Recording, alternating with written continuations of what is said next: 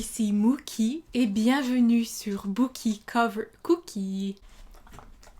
Salut, ici Mookie et bienvenue sur Bookie Covers, la chaîne secondaire de Mookie Dunia. Je me suis offert un petit luxe ce midi, j'ai fait livrer de la pizza et comme dirait John Mulaney, This is the height of luxury! mais je pense que j'ai trop mangé parce que je me sens un peu lourde. Mais tu n'es pas venu ici pour commenter mes habitudes alimentaires, tu es venu ici pour m'entendre parler de An Ember in the Ashes par Sabaa Tahir. Et oui, le jour de ma critique littéraire est enfin arrivé. Par contre, pour rendre l'expérience plus intéressante, j'ai décidé de faire une analyse littéraire, donc de prendre un angle d'analyse du roman. Personnellement, je trouve ça plus intéressant qu'une critique toute simple du livre, ce que j'ai aimé, ce que je n'ai pas aimé. Pas que je sois contre les critiques littéraires, pas du tout. En tant que spectatrice, je trouve ça très intéressant à regarder, mais en tant que booktubeuse, je préfère l'analyse à l'appréciation. Avant de commencer, petit disclaimer, l'opinion et l'analyse que je vais présenter ne regardent que moi, ce sont mes propres analyses et mes propres observations. De la même manière que personne ne marche dans la même rivière, personne ne lit un livre de la même façon, même qu'une personne peut lire un livre 2 fois et en retirer des leçons différentes, parce qu'on évolue avec les lectures et chaque lecteur évolue à son propre rythme. Donc l'analyse que je présente aujourd'hui peut te parler ou pas. Tu peux argumenter avec moi dans les commentaires avec respect, bien entendu, et ça me fait toujours plaisir de lire d'autres opinions, d'autres analyses, de romans populaires ou classiques. J'avoue que des fois les classiques deviennent un peu trop pédants, mais c'est une autre histoire complètement, parce que je tiens dans mes mains un livre qui va devenir un classique. Cette analyse va contenir des petits spoilers, donc si tu n'as pas encore lu ou que tu n'as pas encore fini le livre, je te conseille de le terminer avant de regarder la suite de cette vidéo. Si tu l'as déjà lu ou que tu te fous un peu des spoilers, eh bien, tu peux rester. Fais ce que tu veux.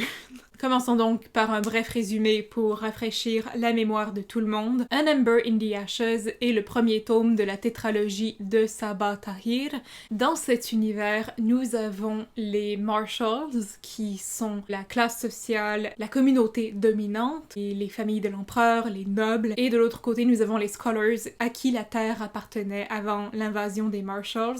Les Scholars sont réputés pour leur intellect, leur savoir, mais ils sont aujourd'hui réduits à l'état d'esclavage, de pauvreté, de misère, ou au mieux de commerçants très humbles. Au début du roman, Laia voit ses grands-parents qui prenaient soin d'elle depuis la mort de ses parents, assassinés sous ses yeux par un masque qui est l'élite des Marshalls, des soldats. On peut penser à un sniper très bien entraîné ou un soldat de très haut rang. Le masque, donc, assassine ses grands-parents quand ils essaient de résister, essaie de la capturer, elle, et finissent par capturer son grand frère, Darren. Laia réussit à s'enfuir et réussit à retrouver The Resistance, qui était le groupe de rebelles que dirigeaient ses parents.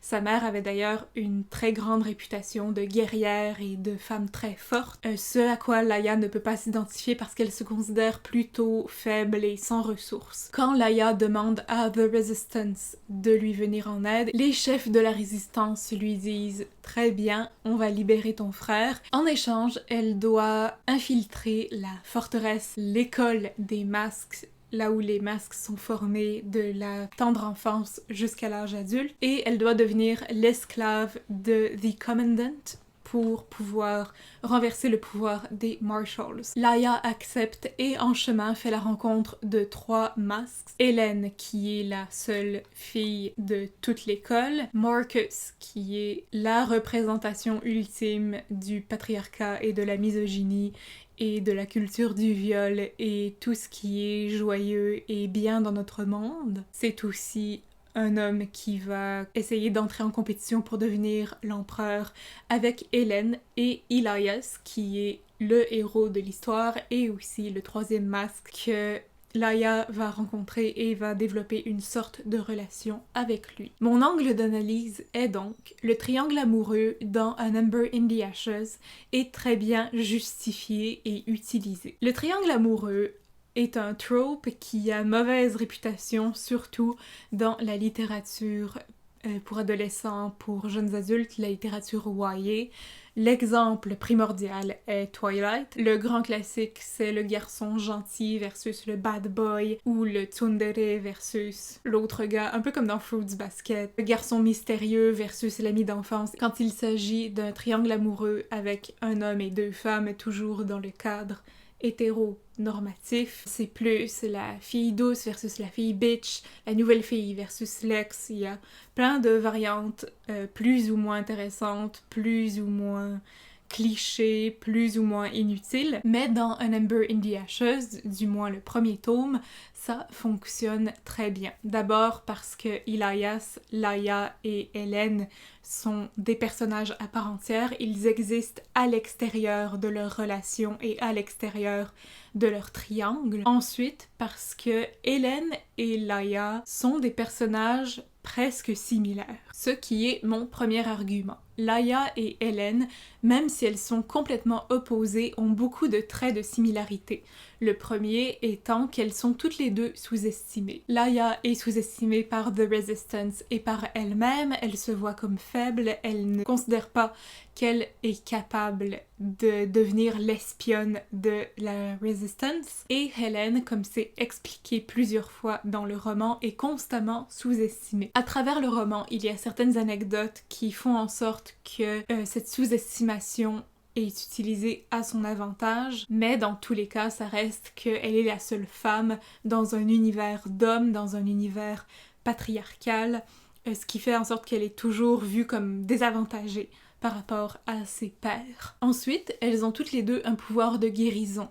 Laia est surtout herboriste, elle connaît plusieurs remèdes, des poisons, et Hélène a un pouvoir qui s'apparente aux Ifrites et à la culture autour des djinns, aux histoires autour des djinns, la culture du désert. Il y a une conversation entre Hélène et Elias autour de qu'est-ce que ça signifierait si elle avait des pouvoirs, et elle découvre qu'elle en a peur, qu'elle ne veut pas en parler, donc il pourrait y avoir des conséquences par rapport à ses pouvoirs. Ensuite, elles ont toutes les deux perdu ou sont très attachées ou veulent protéger leur famille. Dans le cas de Laia, c'est évident, elle perd ses grands-parents et son frère en même temps et elle a déjà perdu ses parents et une sœur qui était plus âgée qu'elle. Dans le cas de Hélène, elle cherche à protéger ses jeunes sœurs et éventuellement ses parents. Donc elles ont tous les deux un lien très fort avec leur famille, mais elles n'arrivent pas toujours à les protéger ou à les protéger de la façon qu'elles aimeraient. Après, bien évidemment, puisqu'elles appartiennent à une classe dominante et une classe oppressée, elles ont des préjugés l'une envers l'autre groupe ethnique, envers l'autre, je sais pas si caste est le bon mot, mais envers l'autre communauté, l'autre classe sociale. Chez Laia, ça se manifeste surtout envers Elias, elle a de la méfiance, elle considère les masques comme brutaux et violents. Dans le cas de Hélène, elle les voit plus comme des nuisances ou des gens qui doivent rester à leur place, des domestiques, des esclaves, juste naturellement la caste la plus basse. Naturellement, ce sont des gens nés inférieurs. D'ailleurs, c'est ce qu'elle utilise comme argument quand elle dit à Elias qu'elle veut améliorer leurs conditions, mais elle veut les garder à leur place. Quand elle apprend que Elias et Laia essaient d'avoir une relation, cette idée la révulse, et c'est là qu'elle exprime son opinion à propos des Scholars. Ensuite, elles veulent changer le système dans lequel elles existent, mais pas de la même façon. Hélène étant la seule femme dans toute l'école des Marshalls, Kof veut se prouver et atteindre une position de pouvoir, surtout au cours des épreuves qui vont nommer le nouvel empereur ou dans son cas la nouvelle impératrice, et The Blood Shrike qui est le bras droit de l'empereur. Et aussi, comme je l'ai dit plus tôt, elle voudrait changer quelque chose par rapport aux situations des Scholars tout en les gardant oppressés. Et Laia, bien sûr, est en recherche de liberté. Elle veut que les Scholars se réapproprient leur culture, se réapproprient leur terre, Cela vient plus tard naturellement, mais on sent vraiment un désir de liberté, une soif de rejoindre la Resistance, un esprit rebelle qui se réveille et donc elle va changer de l'extérieur alors qu'Hélène veut changer le système de l'intérieur en surmontant les attentes de tout le monde qui sous-estime les femmes. Et finalement, la dernière similarité entre les deux personnages, c'est leur relation par rapport aux autres personnages, aux personnages secondaires et au personnage principal. Bien sûr, je vais me focaliser sur les relations qu'elles ont en commun, nommément Caris, the Commandant, et Marcus, le féministe. Ouais. Et pour cela, je vais t'écrire un petit schéma. Nous allons commencer avec la relation Hélène et Caris. Elles sont les deux seules femmes dans Cove. Donc Hélène pourrait voir Caris comme un modèle ou un exemple de ce qu'il faut faire. Ce qui ne tiendra pas la route dans les tomes suivants, mais pour l'instant, pour An Ember in the Ashes, il y a cette espèce de respect, un mélange de peur, une espèce de conditionnement de « il faut obéir au système, nous existons dans ce système, nous méritons d'être ici ». C'est une relation de pouvoir et d'obéissance, mais aussi Hélène a conscience que Caris a beaucoup de pouvoir. L'un des exemples qui me frappe le plus, c'est au tout début, quand Elias et Hélène assistent à l'exécution d'un déserteur, d'un jeune garçon qui est fouetté à mort par The Commandant parce qu'il a osé déserter. C'est une scène très très dure. Et quand Hélène s'aperçoit que Elias regarde le cadavre et ressent une émotion, elle dit « Va-t'en parce que The Commandant pourrait te punir toi aussi ». Donc il peut y avoir un climat de peur, mais ce qui m'a frappée surtout dans ce roman-là, c'était l'extrême volonté d'Hélène d'obéir au pouvoir, surtout aux augures en fait, d'obéir au pouvoir des augures qui sont des prophètes, des clairvoyants, des personnes clairvoyantes qui vont nommer le prochain empereur ou la prochaine impératrice. Pour ce qui est de la relation entre Laia et Caris, nous avons vraiment un climat de peur. C'est une très grosse relation de pouvoir, un très gros déséquilibre de pouvoir aussi, puisque Laia est l'esclave de Caris. Il y a des abus de pouvoir, de la maltraitance, etc. Donc, les deux relations sont plutôt similaires. Ici, nous avons un pouvoir qui force le respect, ici, nous avons un pouvoir qui force la peur. Mais pour le cas de leur relation avec Marcus, qui est l'un des concurrents pour accéder à la couronne de l'empereur, les deux sont dans un climat de peur. Marcus embrasse de force Hélène, il étrangle Laia, il bat Laia, ça c'est une autre scène assez violente. Au fond, Marcus ne fait aucune distinction entre scholars ou Marshall tant que c'est une femme qu'il peut dominer. Et aussi, les deux cherchent à l'éviter et Hélène cherche à le vaincre. Donc, comme tu peux le constater, il y a beaucoup de similitudes entre les personnages de Laia et d'Hélène, surtout en ce qui a trait à leur propre personnalité, mais aussi par rapport à leur relation aux autres personnages. Ce sont les deux revers de la médaille, j'ai l'impression. Mais qu'est-ce qu'il en est de leur relation avec Elias et comment ce triangle amoureux fonctionne-t-il? Dans mon cahier de notes, j'ai écrit Elias en gros. Est-ce que Elias est mon dream boy? Dream fiction boy? Fiction dream boyfriend? Oui, peut-être. Ok, focus. Alors, Elias is the prize to win. He's the dreamboat of this situation. Pourquoi j'ai switché à l'anglais, je ne sais pas. C'est sûr que c'est pas très féministe de tout centrer sur l'homme principal de l'histoire, mais tu vas vite comprendre pourquoi je l'ai mis au centre de cette analyse. Plus ou moins, parce que les trois personnages sont très complets en eux-mêmes et je trouve que globalement c'est une très belle histoire féministe. Bon, on pourrait d'abord argumenter que, comme j'ai donné des exemples dans mes petits triangles hétéronormatifs, on pourrait argumenter que Hélène est la vieille amie d'enfance et que Laia est la nouvelle fille, pas comme les autres. Ça serait une première couche d'analyse, donc hésiter entre l'ancien et le nouveau. On s'entend que leur toute première relation est l'amitié, et dans ce cas-ci, c'est enemies to lovers, hate to love, love, attirance. Donc, il y a une attirance envers Laia, et il y a de l'amitié entre Elias et Hélène. Une deuxième couche d'analyse pourrait être que l'ambiguïté entre Elias et Hélène est naturelle, puisque d'abord Hélène est la seule fille de toute l'école, donc Elias s'en tient à ce qu'il connaît et l'arrivée de Laia vient troubler son univers en se rendant compte qu'il n'y a pas qu'une femme dans toute la ville. Qu'est-ce que je dis? Peu importe le genre, il peut y avoir une ambiguïté entre des amis, surtout s'ils se connaissent depuis très longtemps.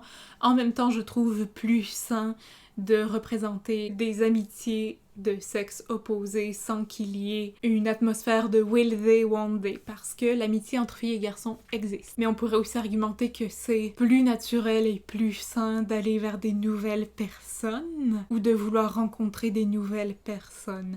Si c'était un roman contemporain, ça pourrait être un autre angle d'analyse. Mais dans ce cas-ci, Laia et Hélène deviennent des symboles pour la liberté et le conformisme. Ce que je vais ajouter à l'instant. Dès la première rencontre entre Elias et Laia, il y a une reconnaissance de liberté. Dans ma tête, ce n'est pas vraiment un coup de foudre, c'est plus une connexion, un zing, je sais pas comment l'exprimer. Mais il y a cette espèce de reconnaissance, oui, toi aussi tu rêves de liberté, tu es comme moi. Connexion. Et plus tard, ils vont parler ensemble de liberté, même si Elias prévoit déserter dès le début du roman.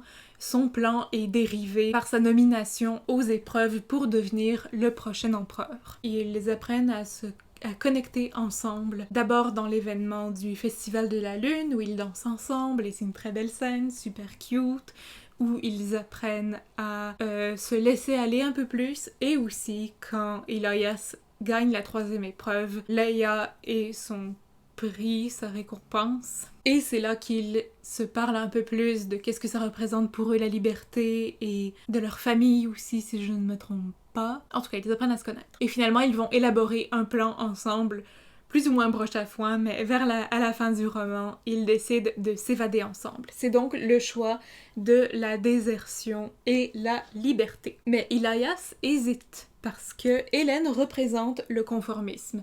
Je l'ai déjà dit, elle veut réformer le système de l'intérieur, mais elle veut quand même jouer selon les règles de l'Empire. Elias, dès le début, confirme que Hélène est attirante, qu'elle a des beaux yeux, etc. Et lors de l'attaque de Marcus contre Laia, quand Marcus bat Laia, Elias et Hélène sont en train aussi de s'entraîner, de se battre dans un dojo ou dans une salle d'entraînement, et ils sont sur le point de s'embrasser avant d'entendre Laia crier à l'aide, si je me souviens bien. En tout cas, ils sont interrompus, ce qui est une bonne chose. Mais dans ce moment-là, Elias est sur le point de céder et de se dire peut-être qu'on est plus qu'amis, peut-être que je suis attirée par elle, je sais pas vraiment, je suis confus. Donc il y a cette attirance envers l'amitié, envers ce qu'il a toujours connu, le conformisme, et c'est accentué par l'idée qu'il obtient de faire d'Hélène une impératrice, que lui devienne un Blood Shrike et lui demande sa liberté, parce que c'est la seule façon que le bras droit de l'empereur peut être démis de ses fonctions, ça ou la mort. Donc l'empereur peut techniquement renvoyer son Blood Shrike d'un accord commun, et c'est ce qu'Elias prévoit à un moment donné. Donc il prévoit remettre sa liberté entre les mains d'Hélène, de se conformer aux règles du jeu, de se conformer aux lois de l'Empire comme elle, au lieu de prendre son destin en main et de s'enfuir avec Laia, ce qu'il fera de toute façon. Alors pour conclure, ce triangle amoureux est justifié et très utile, non seulement parce que c'est une histoire d'amour entre 3 personnages qui fait avancer l'histoire et qui fait pas juste staller, et aussi parce que les 3 personnages sont des personnages à part entière en 3 dimensions, réalistes et crédibles et attachants, mais aussi parce qu'ils représentent les idéologies. Qu'est-ce qui fait en sorte que des personnages ou des personnes dans la vie réelle vont avoir des valeurs similaires ou des valeurs opposées? Qu'est-ce que un personnage X veut, qu'un personnage Y veut aussi. Ça représente un dilemme, ça représente le symbole de la liberté versus le symbole du conformisme et du conservatisme.